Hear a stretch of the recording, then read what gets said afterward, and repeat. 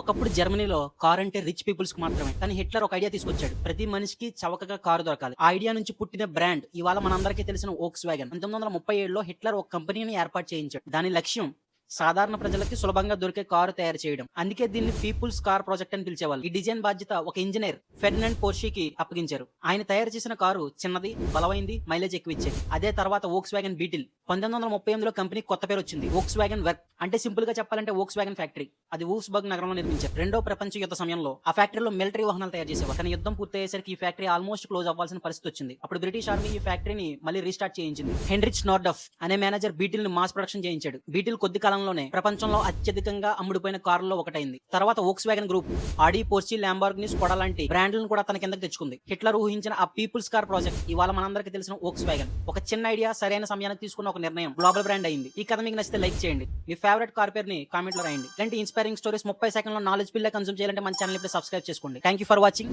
Jai Hind.